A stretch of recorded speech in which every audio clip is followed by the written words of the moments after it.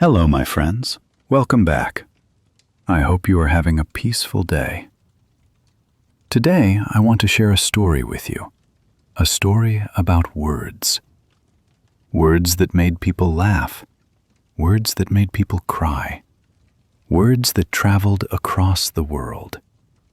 Can you imagine one person changing how we speak English? This person was born more than 400 years ago, but his words are still alive today. His name was William Shakespeare. Take a moment to relax. Listen to this journey with me. And if you enjoy learning English through stories, please subscribe to Storyline English. It helps us bring you more calm, simple stories like this one. William Shakespeare was born in the year 1564. He was born in a small town called Stratford-upon-Avon. This town was in England. It was a quiet place with a river and simple streets. His father was John Shakespeare. John worked with leather. He made gloves. His mother was Mary Arden. She came from a family with land.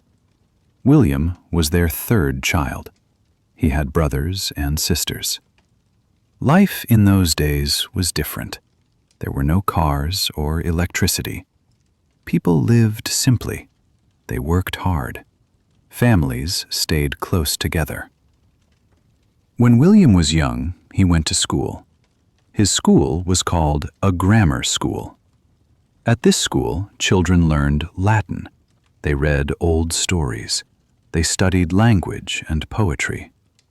William loved words. He loved the way words sounded. He loved the way they created pictures in the mind. But his family did not have much money. When William was a teenager, he had to leave school. He needed to help his father. This was normal in those times. Many children stopped learning early. But William never stopped reading. He never stopped thinking about stories. When William was 18 years old, something important happened. He married a woman named Anne Hathaway. Anne was older than William. She was 26 years old. They had 3 children together. First, they had a daughter named Susanna. Then they had twins. The twins were named Hamnet and Judith. William now had a family. He needed to provide for them. He needed money. He needed work. But Stratford was a small town. There were not many opportunities. We do not know everything about these years in William's life. History is sometimes silent. But we know that William left Stratford. He traveled to London. London was the big city.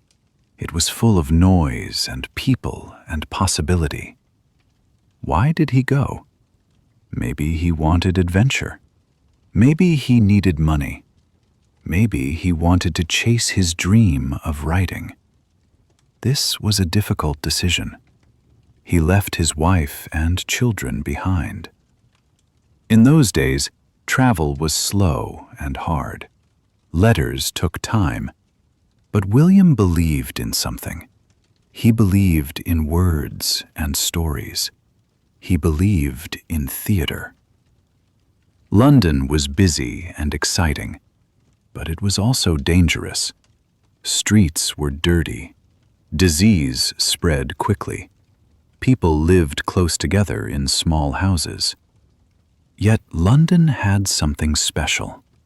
It had theaters. Theaters were new and popular. People from all walks of life came to watch plays. Rich people sat in comfortable seats. Poor people stood in the yard and watched from below. Everyone loved stories. Everyone wanted to laugh and cry and feel alive. William arrived in this world. At first, he was nobody. He had no connections. He had no fame. He started at the bottom. He worked with actors. He helped with small tasks. He learned how the theater worked. And slowly, he began to write. William Shakespeare began writing plays. His first plays were simple, but people liked them. They liked his words. They liked his stories. Soon, he became known. Theaters wanted his work. Actors wanted to perform his plays. He wrote about kings and queens. He wrote about love and jealousy. He wrote about magic and murder. He wrote about ordinary people with big dreams. His stories touched everyone. They were funny and sad and real. People saw themselves in his characters. They felt what his characters felt. Shakespeare wrote many famous plays. He wrote Romeo and Juliet. This is a story about two young people in love, but their families hate each other. It is a tragedy. It is beautiful and heartbreaking. He wrote Hamlet. This is about a prince who must make difficult choices. He wrote Macbeth. This is about power and ambition. He wrote A Midsummer Night's Dream. This is about love and magic in a forest. He also wrote comedies. Comedies made people laugh. He wrote histories about English kings, and he wrote sonnets. Sonnets are short, beautiful poems about love and time and life. Shakespeare did not work alone. He joined a group of actors called the Lord Chamberlain's Men. Later, they became the King's Men. They performed at a theater called the Globe. The Globe was a special place. It was round and made of wood. It was open to the sky. When it rained, actors and audience got wet, but nobody cared. The stories were too good. Shakespeare was not just a writer. He was also an actor. He performed in plays. He understood the stage. He understood rhythm and movement and emotion. This made his writing powerful. During these years, Shakespeare became successful. He earned money. He bought property. He invested in theaters. He sent money back to his family in Stratford. But success did not make him proud or cold. His words stayed human. His stories stayed true. He understood people deeply. He understood their fears, their hopes, their mistakes, their love. He wrote about fathers and sons, mothers and daughters, friends and enemies. He wrote about what it means to be human.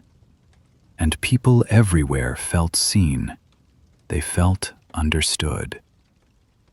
After many years in London, William Shakespeare returned to Stratford. He was older now. He had written 37 plays. He had written 154 sonnets. He had created worlds with his pen. He went back to his family. He lived quietly. He enjoyed his home. He spent time with his daughters. His son Hamnet had died young, and this brought him deep sadness. But he found peace in his final years. William Shakespeare died in 1616. He was 52 years old. He was buried in Stratford, in the church where he was baptized. His life had come full circle. But his words did not die. His plays continued. Actors continued to perform them. People continued to read them. His stories traveled across oceans. They were translated into many languages. Today, more than 400 years later, we still read Shakespeare. We still watch his plays. We still feel what he wanted us to feel. Why does Shakespeare still matter? Because he understood us. He understood that people everywhere feel the same emotions. Love is love in every country. Fear is fear in every heart. His words are beautiful and simple and true. Many English words we use today came from Shakespeare. Words like lonely and generous and excitement. He invented them. He played with language. He made it sing. When we speak English, we speak a little bit of Shakespeare. So, my friends, this is the story of William Shakespeare, a boy from a small town who changed the world with words. He showed us that stories connect us, that language is powerful, that one person with a dream can touch millions of hearts.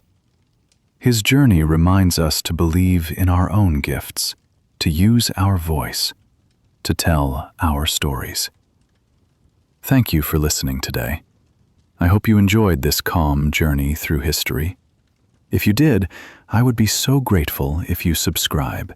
It helps us create more English learning stories for you. You can also leave a comment. Tell me which historical person you would like to hear about next. And remember, every story is a chance to learn. Every story is a chance to grow. Until next time, my friends, take care. Keep learning, keep listening, and keep discovering the beautiful world of English.